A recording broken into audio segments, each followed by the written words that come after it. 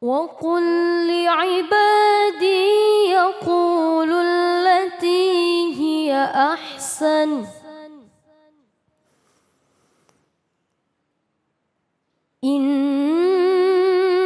الشيطان ينزغ بينهم إن الشيطان كان للإنسان عدوا مبينا صدق الله العظيم. Sadaqallahul Adzim. Maha benar Allah dengan segala firman-Nya. Saya akan coba untuk membacakan terjemahan dari ayat tersebut, yaitu ayat ke-53 dari surah Al-Isra.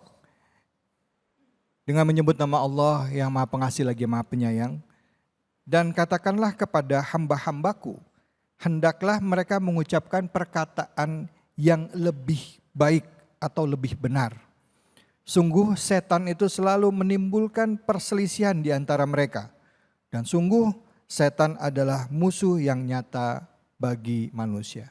Maha benar Allah dengan segala firman-Nya. Dan untuk membahas atau mengkaji lebih dalam dari ayat tersebut, ayat ke-53 dari surah Al-Isra, langsung sama-sama kita simak kajian tafsirnya bersama dengan guru kita Ustadz Doni Amir Sogaf. Silakan. Terima kasih Ustadz David. Bismillahirrahmanirrahim. Assalamualaikum warahmatullahi wabarakatuh. Jamaah sekalian, Bapak Ibu yang dirahmati Allah, ayat yang luar biasa. Surah Al-Isra, surah ke-17 ayat 53. Dalam tulisan tafsirnya, ini saya bacakan sedikit. Kalimatnya menyebutkan dari penjelasan ayat itu, ya'muru tabaraka wa ta'ala abdahu wa rasuluhu Muhammad sallallahu alaihi wasallam. Allah memerintahkan dalam ayat tadi itu kepada hamba dan rasulnya yakni Nabi Muhammad SAW ayya'muru ibadallahil mu'minin, untuk memerintahkan kepada hamba-hamba Allah yang beriman, ayyaqulu fi mukhatabatihim, untuk berkata-kata dalam percakapan mereka, kalimat-kalimatil husna al-ahsan, kalimat-kalimat yang terbaik, wat tayyibat, dan yang lebih baik. Jadi memilih, ada kalimat yang tidak baik, ada kalimat yang biasa, dan kalimat yang terbaik. Yang menarik saya ingin bacakan lanjutannya. Fa'innahum, karena mereka, illam yaf'alu zalika, apabila mereka tidak melakukan itu, apabila mereka tidak memilih kalimatnya, apabila mereka tidak menyaring kalimatnya dalam percakapan-percakapan mereka, nazagha syaitanu bainahum, setan akan masuk dengan nazgh. Nah, ini yang mau kita bahas, nazghun. Setan akan masuk ke tengah mereka dengan nazghun. Nazgh, nun, za, dan gha. Ya, sulasi mujarrad 3 huruf dalam kalimat bahasa Arab, dalam mufradat bahasa Arab atau dalam kosakata bahasa Arab. Jadi setan akan masuk ketika seseorang tidak bisa memilih kalimatnya. Masuknya dalam bentuk nazghun. Apa itu nazghun? Nazghun tersebut dalam 4 ayat di dalam Al-Quran. Hadirin yang dirahmati Allah, dan ini menarik, penting sekali. 4 ayat itu nanti, ayat pertama tadi sudah dibacakan, surat ke-17 ayat 53. Ayat berikutnya nanti tersebut dalam kisah Yusuf, yakni ayat ke-100 dari surat ke-12 surat Yusuf. Kemudian 2 ayat terakhir, yakni ayat ke-7, surat ke-7 surat Al-A'raf, maksud saya ayat yang ke-200, dengan surat 41, Bapak Ibu yang dirahmati Allah, ayat ke-36. Ini kalimatnya hampir sama, cuma beda sedikit saja. Kalimatnya begini, auzubillahi minasyaitonirrajim. Wa imma yanazaghannaka minasyaitoni nazghun fasta'iz billah innahu sami'un alim, di surat Al-A'raf ayat ke-200, dan ujungnya innahu huwas sami'ul alim pada ayat Fusilat, pada surat Fusilat surat 41 ayat ke-36. Jadi Ustadz David, Bapak Ibu yang dirahmati Allah, warning, peringatan Allah terhadap nazghun ini terulang sampai 2 kali. Bayangkan kalau ada seseorang bilang sama kita 2 kali, kamu jangan ke situ. Kamu jangan ke situ. Ini berarti serius sekali. Gitu ya. Surat Al-A'raf, nanti silakan ibu-ibu buka di rumah, bagi para pemirsa demikian. Surat ke-7 ayat 200, surat Al-A'raf ayat 200, dan surat Fusilat surat 41 ayat ke-36. Kalimatnya hampir sama. Wa imma yanazaghannaka minasyaitani nazghun fasta'iz billah.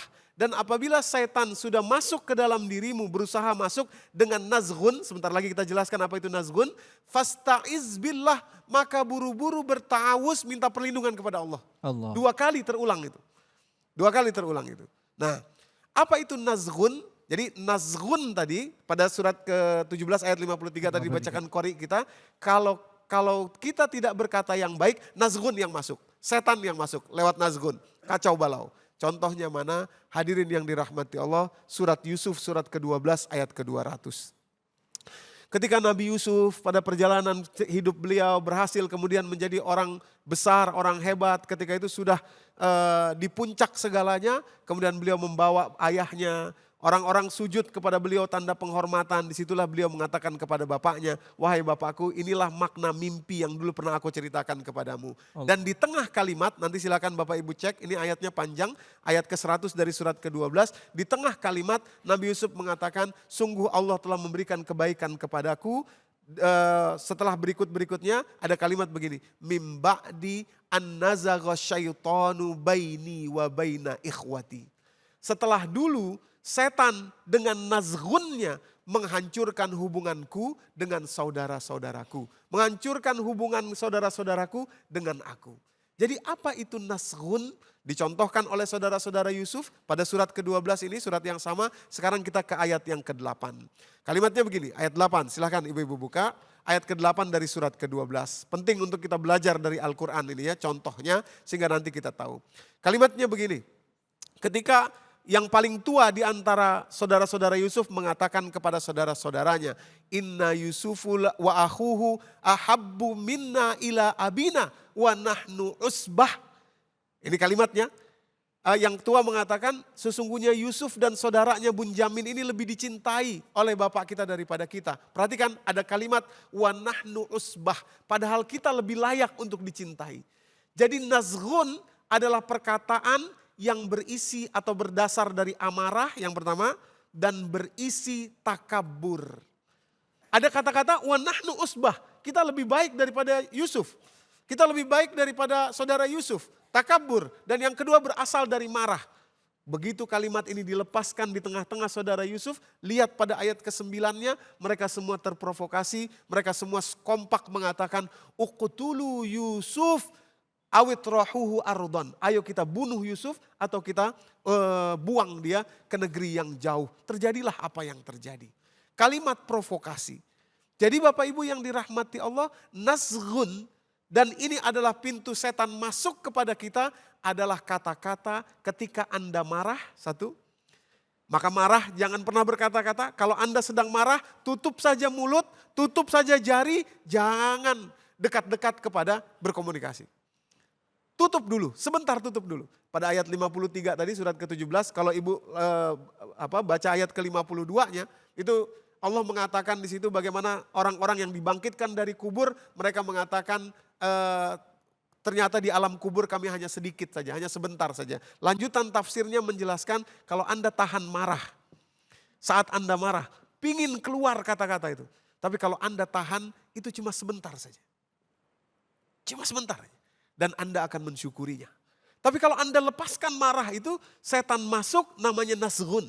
Dan dampak rusaknya itu berpuluh-puluh tahun yang akan datang. Sampai mungkin ratusan tahun yang akan datang. Setelah Anda keluar dari kubur, Anda masih menyesali kata-kata yang dulu Anda katakan karena marah. Nazghun. Siapa yang tidak pernah marah di dunia ini? Tentu marah, oke. Marah gak masalah. Tapi ketika Anda marah, buru-buru tutup mulut, tutup ini jari, jangan sampai keluar tulisan, jangan sampai keluar lisan, ketika itu Anda beruntung. Tapi kalau Anda ikuti, kalau kita ikuti, pengen rasanya keluar itu kata-kata, kalimat itu, marah nih, ikuti, nazghun. Maka kata Allah, fasta'iz billah, buru-buru berlindung kepada Allah. Apa istilahnya? Nashud. Nazghun, Hud. gun. Oh gun. Nun, za dan gha. Oh nazghun. Nazr ya, nun, za, zai dan gha ya, Bapak Ibu yang Nazghun. dirahmati Allah. Masuk setan. Setan masuk ke situ kita sudah tidak berdaya lagi. Begitu keluar ini kata-kata, rusaknya puluhan tahun, ratusan tahun Allah. sampai di alam kubur. Begitu kita keluar nanti kita masih menyesalinya. Tapi begitu kita tahan hanya sebentar, sedikit saja. tiba-tiba kata-kata kita akan berubah. Hadirin yang dirahmati Allah. Nah, yang selain marah, berisi marah, yang kedua berisi takabur tadi. Sombong. Berisi takabur. Marah mungkin tidak, tapi isinya takabur. Seperti saudara-saudara Yusuf. Dia mengatakan, wa nahnu usbah. Kita lebih berhak disayangi oleh bapak kita. Kita lebih baik, kita lebih bagus. Kadang-kadang kita sering berkata begitu. Marah sih enggak, cuman saya kan kerjanya lebih banyak. Saya kan lebih ngerti. Kamu sekolah dulu di mana? Biasanya Kamu pangkatnya dulu apa? Biasanya di kantor nih kayak gini Persis. nih. Ya di kantor ya Bu ya. Oh, kok bisa dia sih yang naik? Saya kan kenapa? lebih bagus. Persis. Pasti dia dekat sama atasan. Nah. Ya Bu ya. Nazghun bainahum, maka terjadilah perpecahan di antara mereka. Di situ setan masuk. Keberkahan hilang. Ini cara yang amat licik dari setan. Kita berpikir seolah-olah ini benar. Padahal itu bisa menghapus semua amal perbuatan kita Bapak Ibu hadirin yang dirahmati Allah. Nazghun. Nah, Allah katakan kepada kita dengan kalimat yang luar biasa Ustadz David. Kalimat ini tidak biasa dalam terminologi Al-Quran. Biasanya Allah langsung memerintahkan kepada hambanya. Tapi ini hamba dijadikan orang ketiga. Jadi Allah perintahkan kepada nabinya untuk memerintahkan kepada hambanya. Ini menunjukkan tingginya level perintah ini. Wakul. Ini fi'il amr kepada Nabi, waqul li ibadi. Katakan kepada hambaku, ayyakulu allati husna. Hendaklah dia berkata-kata yang lebih baik. Maksudnya ada pilihan, ingin berkata-kata nazghun ketika marah atau tunggu dulu sebentar sampai reda marah baru berkata-kata yang lebih baik. Itu yang lebih beruntung bagi orang tersebut. Hadirin yang dirahmati Allah, ibu-ibu dan bapak yang berbahagia. Wallahu a'lam bishawab. Masya Allah, Alhamdulillah. Bu, nih langsung pada mikir ini, nasgun ya Bu ya, nasgun ya. Perasaan yang pertama itu adalah tadi setan yang menguasai hati ya, yang akhirnya apa yang kita lakukan adalah pembenaran terhadap pikiran kita, ya kan? Akhirnya melakukan itu bahkan mengucapkan sesuatu yang akhirnya nanti kita sesali. Yang kedua tadi adalah perasaan merasa lebih ya dibandingkan dengan yang lain, yang akhirnya bikin hati nggak tenang, ya Bu ya, betul. Tetangga naik pangkat, kita yang meriang. Tetangga beli mobil baru, kita yang nggak demen ya Bu ya. Baik, silakan. Mungkin ibu-ibu atau bapak-bapak. Masya Allah, silakan Ibu. Ya. Assalamualaikum warahmatullahi wabarakatuh. Waalaikumsalam warahmatullahi wabarakatuh. Nama saya Neni Saat dari Majelis Taklim Nurul Huda. Ustadz, saya kadang-kadang suka merasa kesulitan apabila ada teman mengajak saya atau kemana untuk menolak permintaan teman itu dengan cara yang baik. Lalu bagaimana agar kita menolak dengan cara yang lebih halus dan apakah saya harus berbohong ataukah jujur supaya teman saya itu tidak tersinggung. Terima kasih. Wassalamualaikum warahmatullahi wabarakatuh. Waalaikumsalam warahmatullahi wabarakatuh. Biasanya nih Ustadz, misalnya diajakin, Bu, kita ngopi-ngopi yuk, keluar yuk. Tapi ngerasa kayaknya enggak deh kayaknya. Bagusnya ngomong jujur, tapi takut kesinggung, atau kita ngebohong ya supaya nggak kesinggung. Nah, terus kalaupun emang kita ngebohong, dosa nggak sih Ustadz? Silakan Ustadz. Baik, terima kasih Bu Neni tadi yang bertanya ya.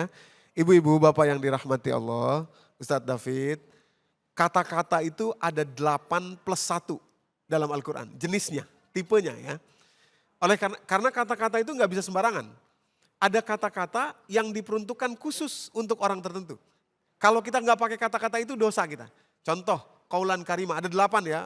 Kaulan sadida, kaulan layinan, kaulan maisuro, kaulan karima, kaulan baligho, kemudian kaulan karima udah tadi ya, kaulan azima. Dan yang terakhir +1 adalah ahsanu kaulan. Ya, 8+1. Baik kalimat. Kata-kata itu Bu, itu ada jenisnya, ada peruntukannya.